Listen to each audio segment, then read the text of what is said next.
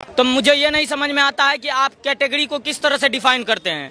राहुल गांधी 56 साल में युवा है, तेजस्वी यादव को 3 बच्चा हो गया, वो भी युवा है, अखिलेश यादव भी युवा है, तेज प्रताप यादव भी युवा है, जो लगातार कांड पे कांड करते जा रहा है, ये सब युवा है। तो इसका मतलब हम और आप तो पैदा भी नहीं हुए।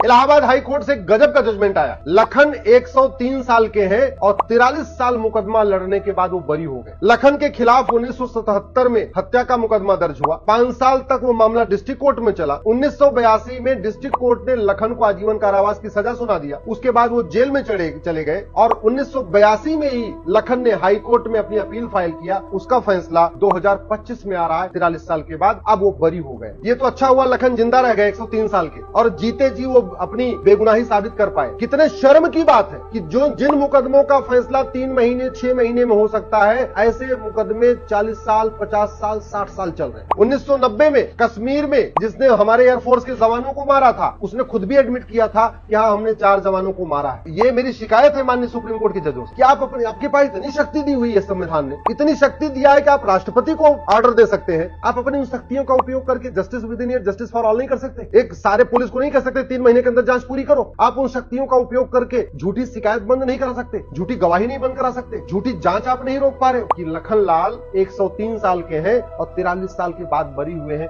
उसका मूल कारण है घटिया कानून। संविधान राइट टू जस्टिस कहता है, संविधान जस्टिस विद इन ईयर कहता है, संविधान जस्टिस फॉर ऑल कहता है, सब कुछ कहता है। दुर्भाग्यवश न जस्टिस विद इन ईयर पे चर्चा हो रही है, न जस्टिस फॉर ऑल पे चर्चा हो रही है। इसलिए माननीय सुप्रीम कोर्ट से भी निवेदन करता हूं, मैं सरकार से निवेदन कर रहा हूं कि भारत में justice with in year, justice for all करिए।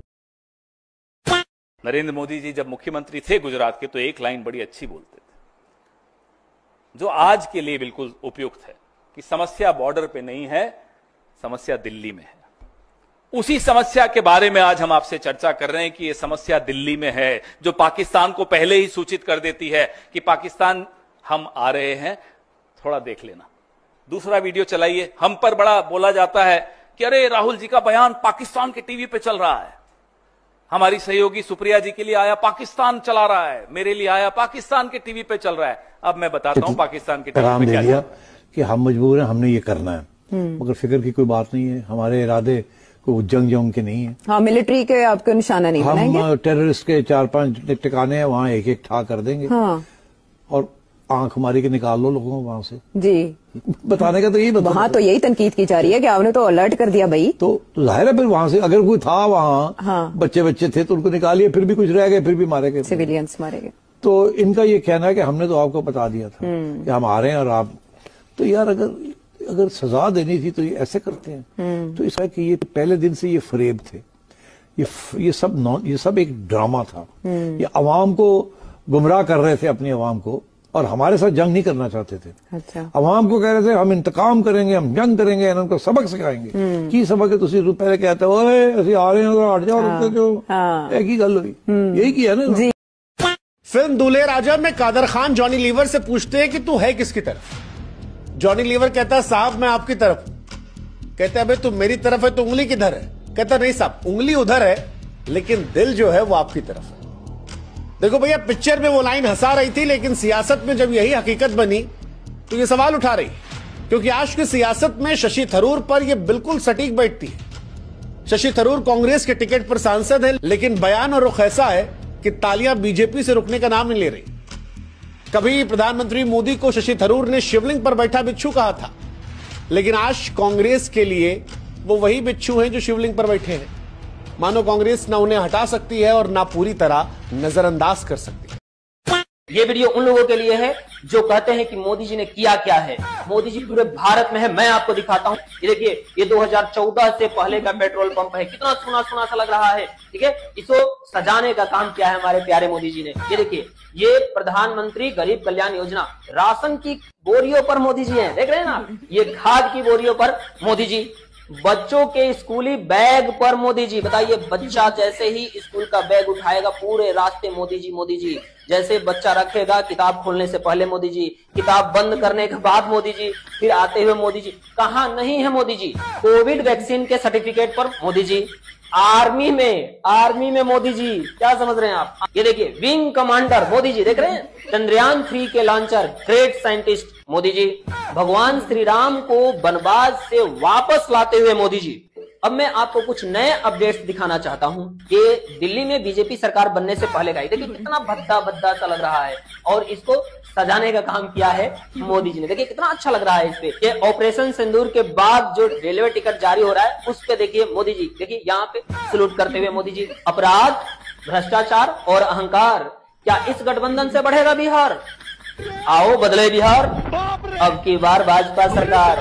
बिहार वाले रेडी हो जाओ दबाने के लिए बटन। 2007 डॉक्टर कलाम का पहला टर्म खत्म होता है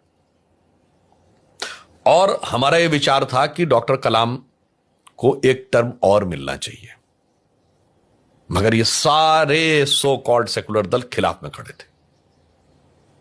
मैं इसलिए भी ये कह सकता हूं कि आज डॉक्टर कलाम नहीं है, मगर उस समय हमारी पार्टी के राष्ट्रीय अध्यक्ष वर्तमान रक्षा मंत्री राजनाथ सिंह जी थे। मुझे व्यक्तिगत आधार पर जानकारी है, कलाम साहब से बात हुई और उनका यह विचार था यदि यूनानिमस हो जाए तो वो तैयार हो सकते थे।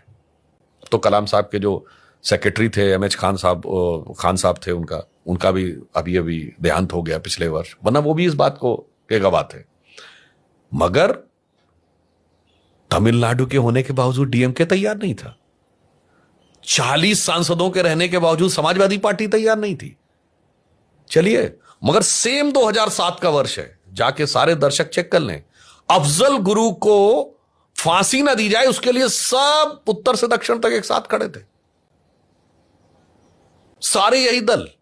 आग लग जाएगी, ये हो जाएगा, वो हो जाएगा। जम्मू कश्मीर में कांग्रेस के मुख्यमंत्री दौड़कर दिल्ली आ रहे थे कि नहीं अफजल को, जबकि सुप्रीम कोर्ट फांसी की सजा सुना चुका था और उस जजमेंट में लिखा था rare of the rarest crime है, मगर वो राष्ट्रपति के पास 7 साल लंबित रही।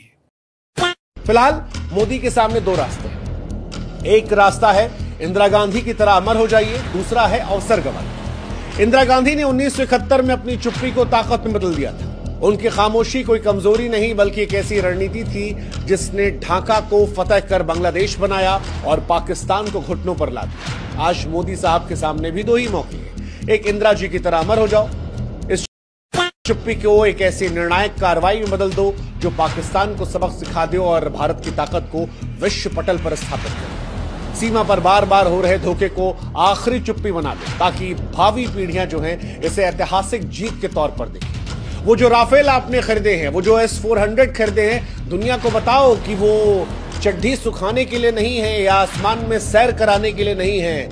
वो इसलिए हैं ताकि पड़ोसी अगर हिमाकत करे तो उसको कायदे से बताएं कि सुनो तमीज में रहो, या वो कर देंगे जो इंदिरा गांधी ने किया था।